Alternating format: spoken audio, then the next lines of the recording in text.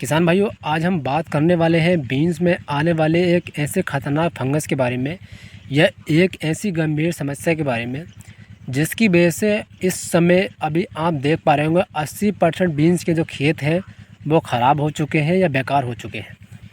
ये बहुत ही ख़तरनाक फंगस होता है। अगर सही समय पे सही तरीके से इसका इलाज नहीं किया जाता है या सही दवाई का इसका खेती में इस्तेमाल नहीं किया जाता है तो हमारी बीन्स की फसल जो है बिल्कुल ख़त्म हो जाती है, एक तरीके से ख़राब हो जाती है। तो देखिए क्यों आता है, किस बेस से आता है, सही दवा क्या है, सही इलाज क्या है, कौन कौन सी दवाई हमें प्रयोग करनी है, कितनी मात्रा में प्रयोग करनी है, कौन कौन सी सावधानियां हमें खेतों के अंदर रखनी है और स्टार्टिंग स्टेज में कौन सी दवाइयों का प्रयोग करना है, जिसकी वजह से जो रेड फंगस आजकल खेतों के अंदर आ रहा है या बीन्स की खेती के अंदर पीलेपन की जो समस्या आ रही है उससे हम किस प्रकार बच सकते हैं और अपने खेती को यहाँ पर दुरुस्त भी कर सकते हैं। तो आज का वीडियो आप कंप्लीट देखिए। आज का वीडियो मैं आपको लाइव प्रूफ दिखाऊंगा और एक एक चीज़ के बारे में बारीकी से बताऊंगा कि इस रोग से बचने के कारण क्या है और किस बेस से ये रोग आता है और कौन कौन सी गलतियां हम कर देते हैं जिसकी बेस से हमारे खेतों के अंदर से रोग नहीं जाता। तो नमस्कार, मैं राजकुमार सैनी स्वागत करता हूँ अपने YouTube channel Saini agriculture expert में।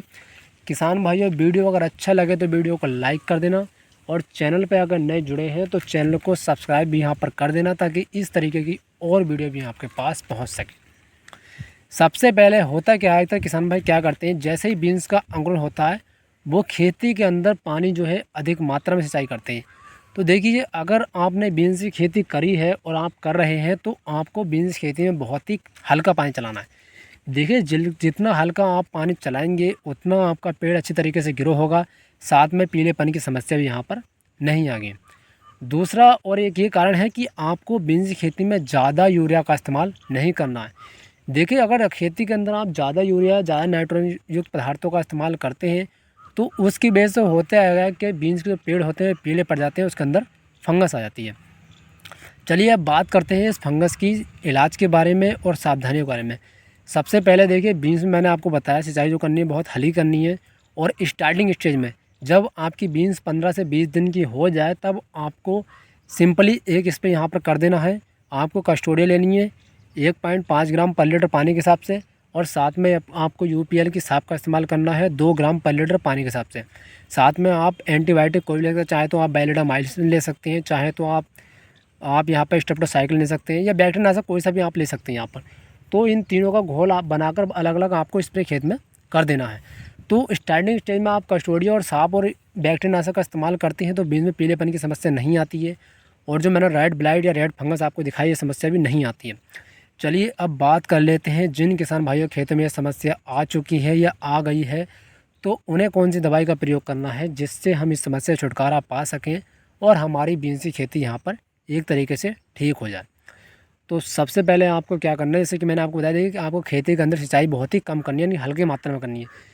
ज़्यादा सिंचाई आप करेंगे तो आपकी बीन पीली पड़ जाएगी और रेड ब्लाइट फंगस आपकी खेती में आ जाएगा।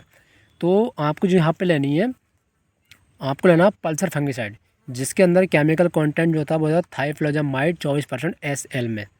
तो ये आपको लेना है 1 ml प्रति लीटर पानी के हिसाब से। साथ में आपको लेनी है रोको फंगिसाइड जो कि आपको 1.5 ग्राम पर लीटर पानी के हिसाब से लेनी है।